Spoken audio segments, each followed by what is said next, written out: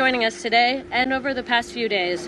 This afternoon, Rear Admiral John Mauger will be providing an update on the most recent findings from ROV operations in search of the Titan submersible. He will provide a brief statement and provide the opportunity for questions after. Please limit your questions to one per outlet. Following the briefing, the Joint Information Center staff and I will be here to help you with any of your further needs. May I now please introduce Rear Admiral John Mauger.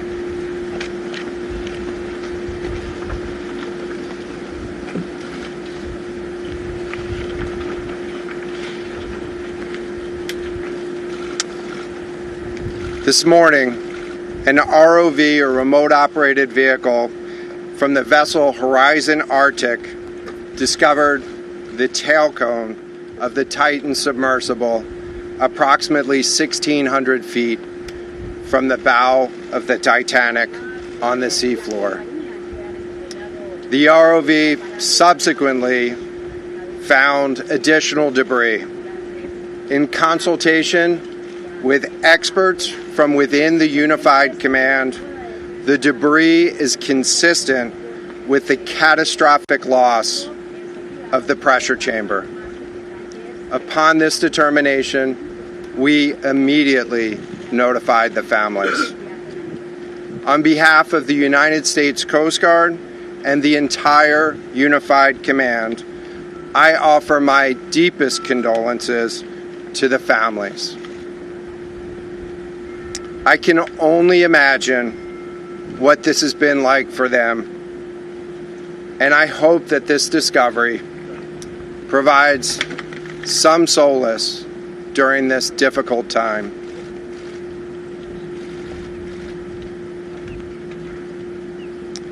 Additionally, we've been in close contact with the British and French Consuls General to ensure that they are fully apprised and that their concerns are being addressed. The outpouring of support in this highly complex search operation has been robust and immensely appreciated. We are grateful for the rapid mobilization of experts on the undersea search and rescue, and we thank all of the agencies and personnel for their role in the response.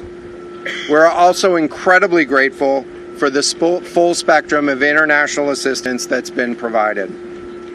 The ROVs will remain on scene and continue to gather information. Again, our most heartfelt condolences go out to the loved ones of the crew. We'll now take questions. Rear Admiral, can you talk about the delay in reporting the vessel missing and what impact that had on the search? This was a incredibly complex case, and we're still working to develop the details for the timeline involved with this casualty and the response. And so we'll provide that information. About the recovery of the body. James Matthews from Sky News. John, what other debris has been found? And have you found any trace of those who were? So this is an incredibly complex operating environment on the seafloor, over 2 miles beneath the surface. And so the remote operating vehicle has been searching, and it is highly capable. And we've been able to classify parts of the pressure chamber for the Titan submersible. Let me refer to one of my undersea experts here, Mr. Paul Hankin, to talk about the nature of some of the debris.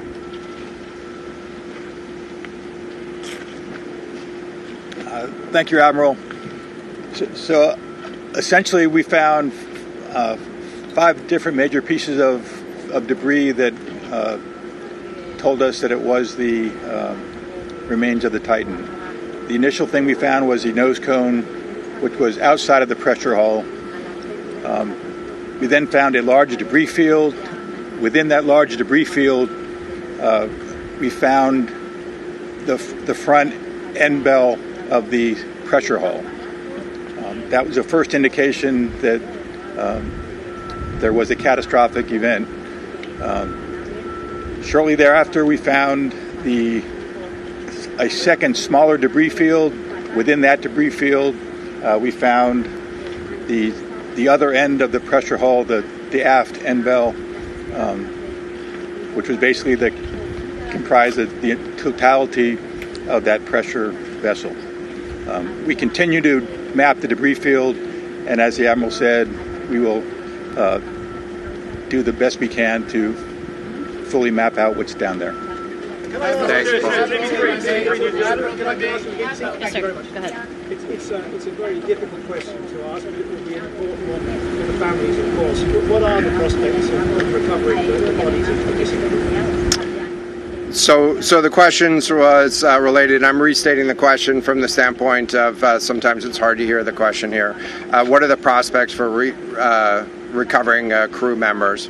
And so this is a incredibly unforgiving environment down there on the seafloor, and the debris is consistent with a catastrophic implosion of the vessel. And so we'll continue to work and continue to search the area down there, but I don't have an answer for prospects at this time. Admiral, Tom Costello with NBC News. Is there any suggestion? Sorry, any suggestion at all that the sub itself collided with the wreckage of Titanic, or that instead it might have imploded above the wreckage and then rained down nearby? So the question was, is there any question as to whether or not the sub collided with the Titanic or whether it imploded above and debris field created from that?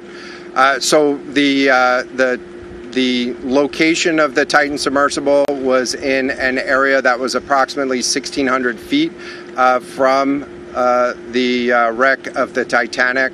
I have an expert here that is familiar with that area and can talk about the debris field and what the debris field indicates in terms of where the casualty may have occurred.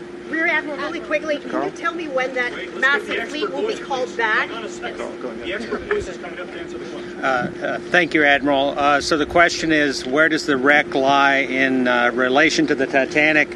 I didn't hear the Admiral's answer. I think 1,600 feet. Was that correct, Admiral? Yep, you got it. So that's off the bow of Titanic. It's in an area where there is not any debris of Titanic. It is a smooth bottom.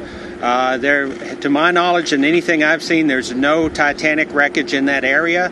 And again, 200 plus meters from the bow, and consistent with the location of last communication for an implosion in the water column. And the size of the debris field is consistent with that implosion in the water column. Thanks. What would cause the question in terms of the timing here? You say that this was a catastrophic implosion. And I know it's early on, but is it your estimation that this happened right at the moment when they lost contact, an hour and 45 minutes after the descent? So the question was about the timing of the catastrophic implosion. Right now, it is too early to tell with that. We know that as we've been prosecuting this search over the course of the last 72 hours and beyond, that we've had sonar buoys in the water nearly continuously and have not detected any catastrophic events when those sonar buoys have been in the water. So. Can you describe what happens from here, sir, in the next days and weeks in terms of finding any more debris? What happens from here? So we will. The question was, what happens from here? What's the next phase? And so right now, again, our thoughts are with the families and making sure that they have an understanding as best as we can provide of what happened and begin to find some closure. In terms of the large process, we're going to continue to investigate the site of the debris field. And then I know that there's also a lot of questions about how, why, and when did this happen? And so, those are questions that we will collect as much information as we can on now, while the governments are meeting and discussing, what an investigation of this nature of a casualty might look like. This is something that happened. I'll just remind everybody. This is something that happened in a remote portion of the ocean with people from several different countries around the world. And so it is a complex case to work through, but I'm confident that those questions will begin to get answered. In the UK, is there any suggestion that time factors, speed, anything could have prevented this and saved 5 people on board, or is this quite simply a catastrophic accident? The question was there any suggestion that time factors may have played a role or a consideration in the casualty here? And so the debris field is consistent with a catastrophic implosion of the vessel. Again, while we were prosecuting the search, we had listening devices in the water throughout and did not hear any signs of catastrophic failure from those. And so we're going to continue to investigate, or we're going to continue to document the information there and understand, based on all the information we have, the timeline.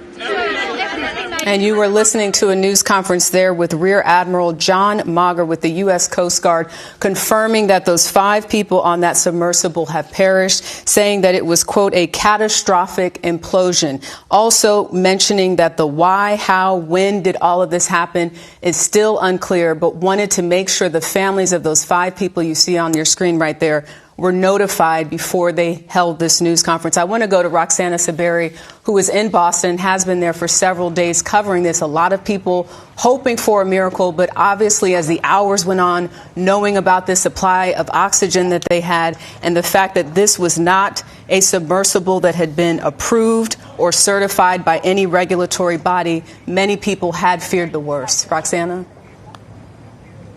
Yeah, Jerika, as you mentioned, we just heard from the Coast Guard here in Boston. The Coast Guard has been overseeing and leading the search efforts. And Rear Admiral Mauger did say that a remote operated vehicle that was deployed by the Canadian commercial vessel Horizon Arctic had found some debris about 1,600 feet from the bow of the Titanic on the sea floor, and he confirmed that this was consistent with the loss of the pressure chamber. He said it shows a catastrophic implosion of the Titan submersible that has been missing since Sunday morning. As you said, people have been holding on to hope that perhaps the 5 passengers on board were still alive. We had heard reports of banging noises that were emitted every 30 minutes on Tuesday and Wednesday, but we had not heard any updates on that since Wednesday. So people were hoping that perhaps the passengers had survived, but now we are hearing that there were 5 pieces of debris that were found, and they were all belonging, they said, to the Titan submersible. So they are still investigating, trying to determine the timeline and what exactly happened. But again, they said everything points to a catastrophic implosion of the vessel. Jerika? That's right. And those remote operated vehicles will remain on scene. I want to turn now to CBS News Sunday morning correspondent David Pogue. He joins us now. David, you went on board the Titan last year for a story about the sub and interviewed the CEO of OceanGate. Can you tell us your reaction to all of this? I mean, you were on this. I know you didn't get that far into it. But what an experience and a tragic ending.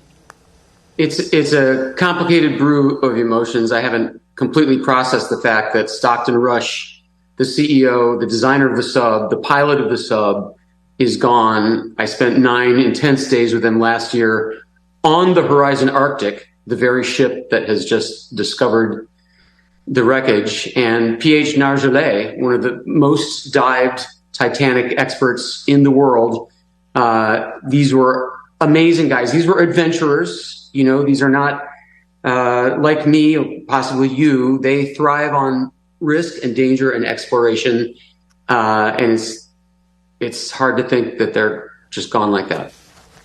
Yeah, we'll have much more, of course, later on. David Pogue, we thank you so much for your analysis. Our coverage will continue on CBS News streaming.